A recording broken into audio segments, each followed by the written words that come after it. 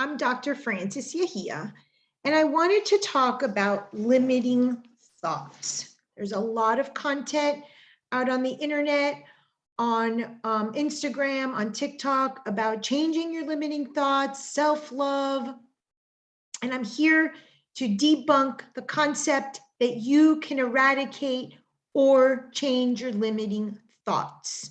What you can do is enhance them, give them room to breathe, expand the reach that they have. That is called transmutation from a spiritual perspective. But you cannot change, eradicate, or eliminate your limiting thoughts. This is an absolute lie. So first, let's talk about where thoughts come from. Thoughts come from the moment of conception.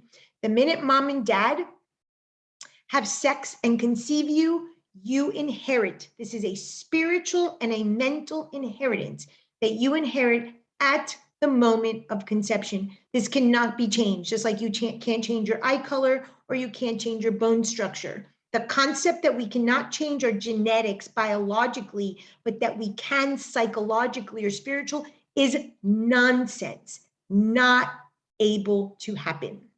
Most people have one of four overriding limiting thoughts. What we can do is what I call yes and them, or yes but them. They exist and they exist, but they exist, or we can give them room to breathe.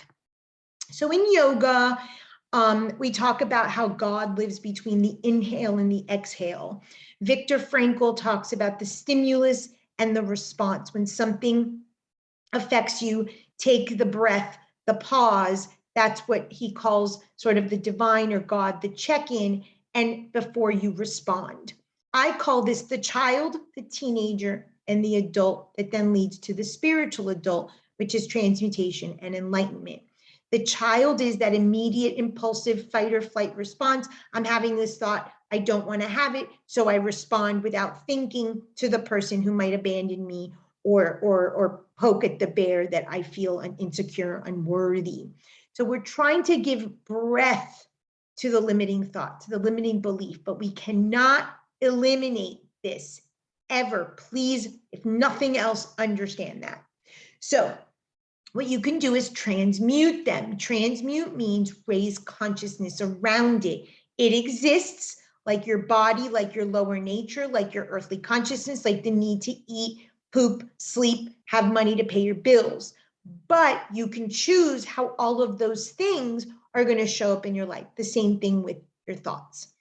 So most thoughts fall into one of four categories. The first one is I am not enough. Most people have this underlying thought. This is going to show up as scarcity or abundance, over or under, but there's an enoughness that I'm sufficient. Usually, depending on our nature, if it's earth, fire, air, or water, and you don't need to know this, it's going to be broken down. And I'm going to do each of the four thoughts in this breakdown to see if it sort of checks for you. Earth people tend to feel that they don't have enough, but that's a relationship to not being enough. Fire people are I cannot see far enough, meaning that their horizons, maybe they seek, they travel, they want to see more of the world because they're not enough. It keeps them from not settling. Air people, I don't know enough. So you see a lot of the accumulation of knowledge, books, teachers, classes, etc. And water people feel they're never enough unless having another, because water yields and molds to the container. They tend to need another or a thing that stops them. So they're more looking for a parasitic relationship, codependence, things like that. At the root, the thought is, I am not enough. Humans all have this thought. So you're going to have one of these thoughts variation that you inherited at conception, every single one of us.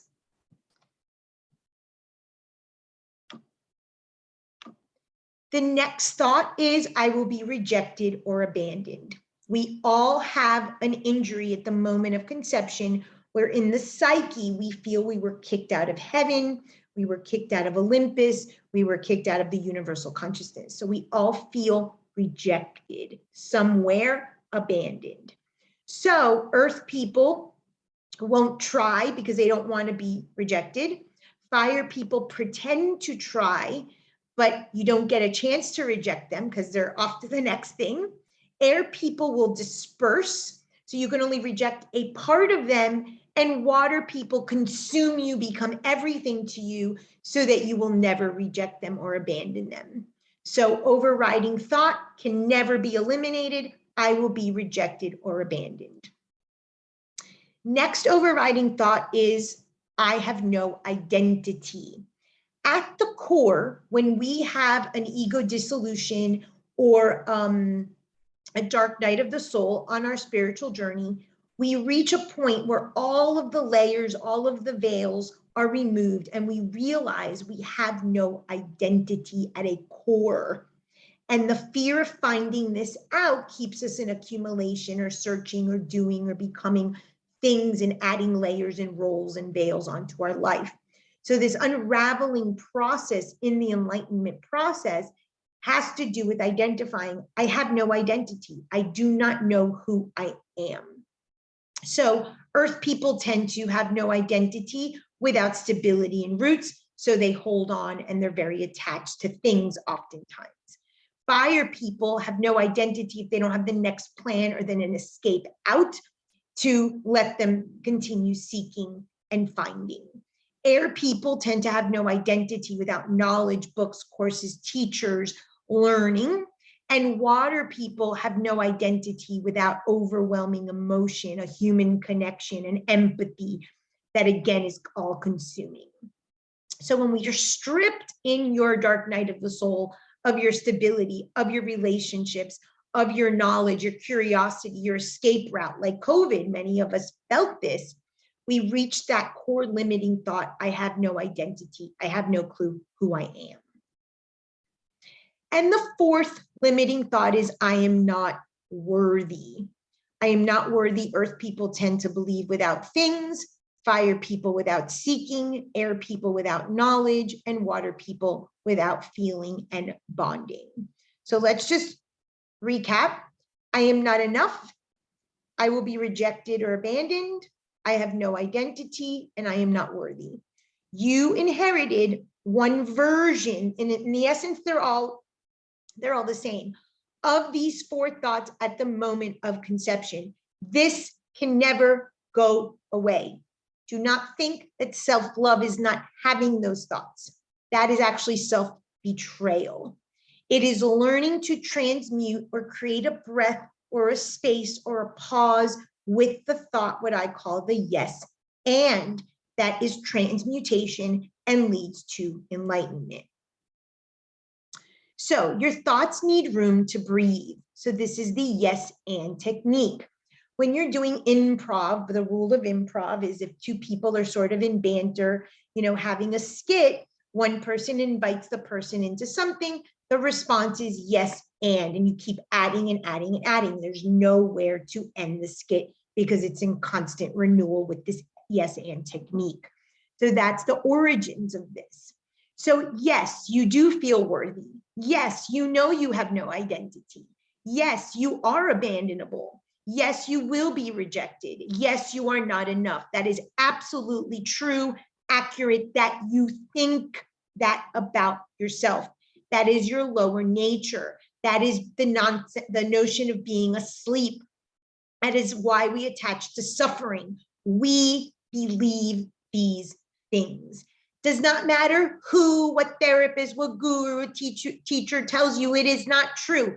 You will never subside from believing this about yourself. And every situation is there to remind you. It's a knock on the shoulder to remind you that you are human.